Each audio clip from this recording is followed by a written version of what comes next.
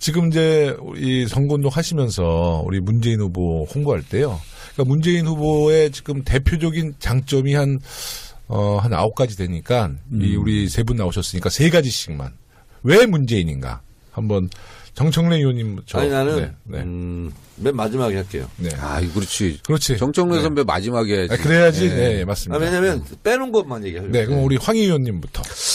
저는 3가지를 이거 적어주세요. 하자면은 헷갈릴 수 저는 있으니까. 첫 번째로 신뢰라고 생각합니다. 신뢰. 네. 신뢰가 보통 이제 정치권에서 정치력 하면은 뭔가 좀 일을 해내기 위해서 속마음은 그러지 않은데 겉으로는 이렇게 해야 권모술수도 있고 권모술수보다도 뭐 이게 긍정적인 면도 있긴 한데 마음속과는 좀 달리 표현을 해야 여러 분야를 아우를 수 있다 이러는데 이분은 실제 본인 입으로 꺼낸 얘기에 대해서는 반드시 약속을 지킬 수밖에 없다. 이런 강한 그 인식이 있는 것 같아요. 그래서 그게 너무 강하신 것 같아요. 저도 이제 정치권에 한 20년 넘었는데 이런 정치인이 정치인에게 이런 신뢰를 감을 갖는다는 것은 쉽지 않은 얘기거든요. 그래서 이런 부분에 있어서는 참 그 장점이고 앞으로 기존 정치권에 가지고 있는 로직이라든가 이런 랭귀지하고 달리 새로운 시대의 새로운 정치 모습을 보여줄 수 있다. 이런 기대감까지 있습니다.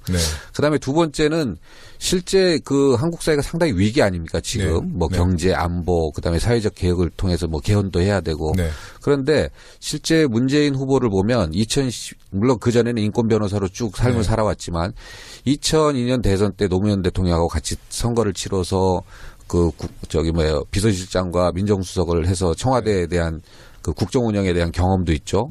그 다음에 당 대표로서 당 개혁하고 이런 경험, 당의 경험도 있고, 그 다음에 의회 경험도 있죠. 더군다나 그 지금 부산 경남 지역에서 지금 이런 성과를 국회의원을 배출할 정도로 이런 외연을 확장한 그런 의회 성과도 있고, 그 다음에 무엇보다 지난번에 대선을 한번 나왔기 때문에 국정 운영의 방향이라든가 어떻게 하면 된다는 것을 제수를 한번 했기 때문에. 지난 한 15년 동안 이렇게 한국 사회에 대해서 흐름을 이해하고 관통하는 사람이 없다고 봅니다. 그렇기 때문에 이번에는 인수위 기간도 없는 상황이잖아요. 해결해야 될 과제는 많은데 해결할 상황은 최악이거든요. 이런 식의 이런 준비된 지도자가 필요하다. 이게 좀 장점이라 보고요. 세 번째는 감동입니다. 이 문 후보에게는 어디 가나 그 감동이 따릅니다. 잠깐. 감동 거꾸로 하면 뭐죠? 동감. 그 말이 동감합니다. 야, 이거 웃으면 안 되는데, 여기서. 그래서. 못 다니네. 어디 갈 때마다 말 표현 하나, 이런 게, 이거 진심이 묻어나지 않으면 이런 감동을 전달할 수 없거든요. 그래서 어쩔 때는 사진만 찍은 그 세월호 가족과 이렇게 껴안으면서 어머니를, 부모를, 희생자 부모를 껴안으면서 이렇게 먼 산 바라보는 그 사진 하나만 보더라도 저는 그 자체도 되게 감동적이었어요. 그래서 신뢰, 그다음에 이렇게 준비된 후보, 그다음에 감동의 정치 이 3가지가 저는 가장 장점이에요. 이 3가지로서도 되통령 되실 자격이 충분히 있는 거죠. 그래서 열심히 밀고 있습니다. 우리 박주민 의원님이 말하는 문제는? 저는 우선 소통이 가능한 분이다. 박근혜 전 대통령 때 많은 국민들이 소통의 부재. 이명박 대통령 때도 마찬가지였고. 근데 이제 제가 문재인 후보님을 옆에서 보면은 어느 현장에 가면은 분명히 욕을 들을 수도 있고 또는 비난을 들을 수도 있고 또는 어려운 질문, 어려운 요구에 맞닥뜨릴 수도 있는 상황인데도 가세요. 가서 얘기하고 듣고 또 죄송하면 죄송하다 그러고 잘할 것 같으면 잘하겠다라고 얘기하고 그래서 일단은 두려움 없이 사람들을 만날 수 있고 이야기를 나눌 수 있는 분. 그래서 소통에 능할 것이다. 특히 그래서 지금 광화문 청사에서 일하시겠다는 얘기 그다음에 주말이면 광화문 광장에 나와서 시민들을 만나겠다. 퇴근하면 퇴근 시간 때는 회사원들과 막걸리 한 잔을 하기 위해서 시장을 찾겠다. 이런 얘기를 하셨거든요. 상상만 해도 아름다워. 행복해져. 막걸리 먹고 있는데 옆좌석에 보니까 대통령이 앉아 있어. 이런 상황이 연출될 수도 있는 거죠. 그래서 소통이 강하실 것 같다는 느낌을 받고 있고 두 번째는 우리나라가 민주주의가 굉장히 많이 훼손돼 있다고 하는데 이 민주주의를 다시 회복시킬 만한 적임자다 이렇게 생각합니다.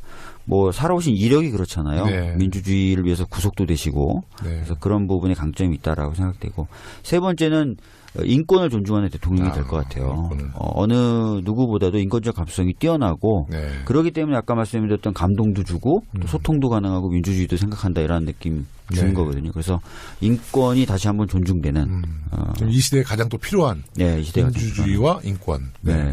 민주주의, 인권, 소통. 네, 그러니까 우리 국민들이 지금 그런 대통령을 원하죠. 원하고 있는 거죠. 예. 아니, 앞에 있는데 왜 우리가 망설여? 찍으면 돼. 예. 국민을 개돼지에 비유하는 이런 정부 없어져야 되고, 국민 무시하고 얘기 잘 안 듣는 그런 정부 반복돼서는 안 되죠. 네. 듣기만 해도 감동이 이렇게 쫙 올라오는. 요즘에 저 유세 주제로 이걸 계속 밀어붙이고 있습니다. 네. 박주민 의원도 감동이다. 네. 동감합니다. 아니, 박주민 의원님이 감동 없으면 뭐 박주민이 아니지. 저도 동감합니다. 네. 자화자찬 방송. 네. 네, 우리 정청래 의원님. 저는 좋은 말씀을 다 해줘가지고 다른 말을 할게요. 네. 저는 문재인 후보와 한 1년 가까이 최고위원을 같이 했잖아요. 같은 동급이셨네. 그렇죠. 나 그것도 몰랐네요. 최고위원을 했는데. 당대표. 네. 당대표. 제가 그때 느낀 것은 참 참을성이 많은 사람이다. 참을성이 많다. 네. 진짜 참을성이 많아요. 의원님이 계속 괴롭히셨나 봐요. 아니, 다른 사람이 괴롭히는 것을 봤잖아. 네, 옆에 알지, 제가. 나는 계속 이제 그거 가지고 이제 뭐 방어하고 막 그랬는데 진짜 참을성이 대단해요. 그래서 야, 어떻게 저렇게 참을성이 있을까? 네. 이런 생각이 들어요. 두 번째는 참 좋은 사람이에요. 네. 참 좋은 사람이야. 네. 보니까 진짜 좋은 사람이야. 그러니까 네. 뭐라고 말을 할 수가 없어. 네. 참 좋은 사람이다. 네. 이런 거고 그 주변 사람들한테 반말하는 경우를 한 번도 못 봤어요. 네. 저하고 이렇게 대화를 할 때도 정치구님, 그래요? 그러세요? 어쨌든 민망할 때도 있어요. 네. 이거 띠동갑이거든, 나랑. 네. 네. 한참 동생이잖아요. 그러면 말 놓을 수도 있잖아요. 사석에서 이럴 때는. 근데 한 번도 사석에서 말 놓는 걸 못 봤어요. 더군다나 가까운 사이인데. 그러니까 좀 그래요. 그리고 이제 세 번째는 뭐냐면. 네 번째가 됩니다, 그러면. 네. 아니죠. 참을성이 많고 참 좋은 사람. 참 좋은 사람 영역에서 반말을 안 한다. 예. 항상 존댓말로 예의가 있는 공손하게. 그러니까 상대방이 나이가 어리든 많든 간에 관계없이 하나의 인격체로서 대해주는 거예요. 김대중 대통령도 반말을 한 번도 안 했다고. 네, 맞아요. 네. 그 집에서 밥 해주고 하는 비서들한테도 항상 이렇게 존댓말을 썼다고. 나는 이미 그거 틀렸어. 어렸을 때부터 하도 반말해가지고. 난 2살 위에 형들한테도 반말했어. 그건 의원님의 매력? 그러니까 그것도 그렇죠. 친근감을 그럼요. 주는 그런 요소인데. 근데 그걸 상대가 기분 나쁘게 안 됐잖아요. 근데 나는 뭐 전화하는데 뭐 동네 아줌마 같은데 막 거의 뭐 반말하고 막 그러더라는 거예요. 그래서 의원님 그래도 괜찮아요. 뭐 그러거든. 난 친해지면 나보다 나이 많으면 누님, 어리면 동생, 그리고 10살 이상 차이 나면 조카, 이렇게 대우를 하거든요. 그래서 9살까지는 오빠, 형, 동생 이렇게 가고 나는 하여튼 말을 굉장히 편하게 이렇게 해요. 근데 문재인 대표는 내가 갖지 못한 그런 장점을 가지고 있고 세 번째는 내가 관찰한 건데요. 김정숙 여사를 지금도 너무너무 사랑해. 사모님을? 네. 한 번 있잖아요. 같이 이제 식사를 하다가 김정숙 여사가 그런 거야. 정치고님, 제가 정치고님 엄청 팬이에요. 제가요, 정치고님 오늘 무슨 말씀 하셨을까 하고 네이버 다음에서 다 검색해 본다는 거야. 그래서 막 나한테 못 그러니까 갑자기 있잖아요. 눈이 동그래져가지고 이렇게 쳐다보는 거야, 계속. 질투? 사모님을. 질투? 그랬더니 수행비서가 그러더라고. 우리 문 대표님은 사모님을 너무 사랑하는 나머지 사모님 있잖아. 좀 남들 칭찬하고 그러면 갑자기 이렇게 막 쳐다보는데.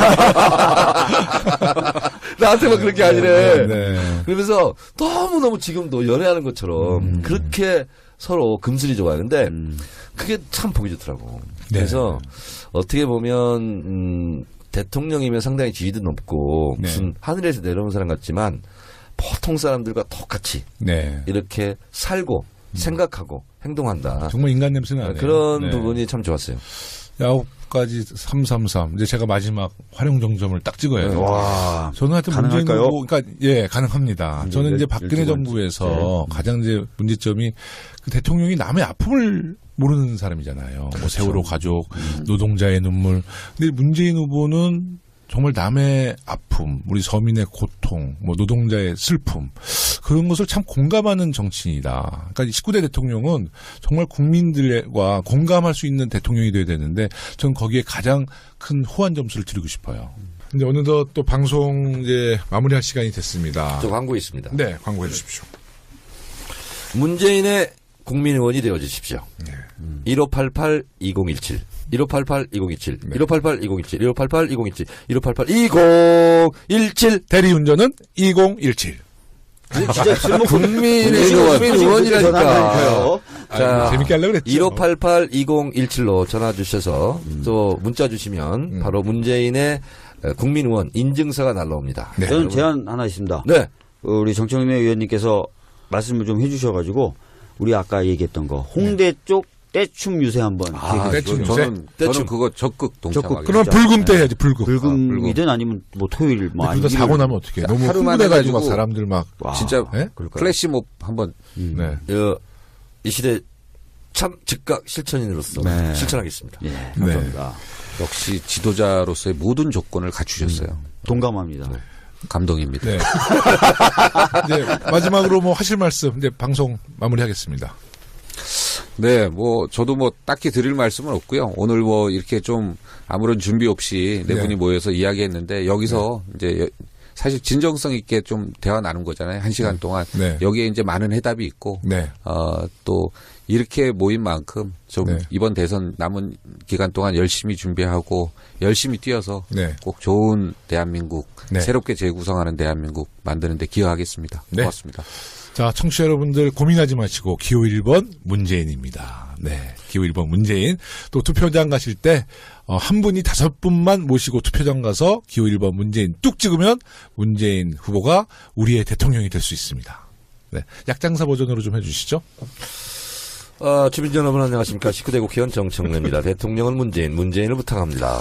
참 좋은 사람, 선한 눈빛, 든든한 대통령, 새로운 대한민국, 새로운 대통령은 문재인입니다. 네. 문재인을 부탁해요. 기호 1번.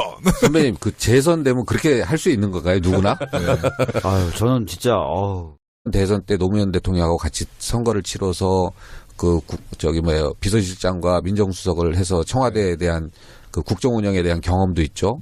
그 다음에 당 대표로서 당 개혁하고 이런 당의 경험도 있고, 그 다음에 의회 경험도 있죠. 더군다나 그 지금 부산 경남 지역에서 지금 이런 성과를 국회의원을 배출할 정도로 이런 외연을 확장한 그런 의회 성과도 있고, 그 다음에 무엇보다 지난번에 대선을 한번 나왔기 때문에 국정 운영의 방향이라든가 어떻게 하면 된다는 것을 제수를 한번 했기. 지금 이제 이 선거운동 하시면서 우리 문재인 후보 홍보할 때요. 그러니까 문재인 후보의 지금 대표적인 장점이 한 9가지 되니까 이 우리 3분 나오셨으니까 3가지씩만. 왜 문재인인가? 한번 정청래 의원님부터. 아니 나는 맨 마지막에 할게요. 네. 그렇지. 그렇지. 정청래 선배 마지막에 해야지. 그래야지. 네, 맞습니다. 왜냐면 빼놓은 것만 얘기하려고. 네, 그럼 우리 황희 의원님부터. 저는 3가지를 하자면은 헷갈릴 수 저는 첫 번째로 신뢰라고 생각합니다. 신뢰. 신뢰가 보통 이제 정치권에서 정치력 하면은 뭔가 좀 일을 해내기 위해서 속마음은 그러지 않은데 겉으로는 이렇게 해야 겉모술수보다도 있고 겉모술수보다도 뭐 이게 긍정적인 면도 있긴 한데 마음속과는 좀 달리 표현을 해야 여러 분야를 아우를 수 있다 이러는데 이분은 실제 본인 입으로 꺼낸 얘기에 대해서는 반드시 약속을 지킬 수밖에 없다. 이런 강한 그 인식이 있는 것 같아요. 그래서 그게 너무 강하신 것 같아요. 저도 이제 정치권에 한 20년 넘었는데 이 때문에 지난 한 15년 동안 이렇게 한국 사회에 대해서 흐름을 이해하고 관통하는 사람이 없다고 봅니다. 그렇기 때문에 이번에는 인수위 기간도 없는 상황이잖아요. 해결해야 될 과제는 많은데 해결할 상황은 최악이거든요. 이런 식의 이런 준비된 지도자가 필요하다. 이게 좀 장점이라 보고요. 3번째는 감동입니다. 이 문 후보에게는 어디 가나 그 감동이 따릅니다. 잠깐. 감동 거꾸로 하면 뭐죠? 동감. 이런 정치인에게 이런 신뢰를 감을 갖는다는 것은 쉽지 않은 얘기거든요. 그래서 이런 부분에 있어서는 참 그 장점이고 앞으로 기존 정치권에 가지고 있는 로직이라든가 이런 랭귀지하고 달리 새로운 시대의 새로운 정치 모습을 보여줄 수 있다. 이런 기대감까지 있습니다. 그다음에 2번째는 실제 그 한국 사회가 상당히 위기 아닙니까? 지금 뭐 경제, 안보, 그다음에 사회적 개혁을 통해서 뭐 개헌도 해야 되고 그런데 실제 문재인 후보를 보면 물론 그 전에는 인권 변호사로 쭉 삶을 살아왔지만 2002년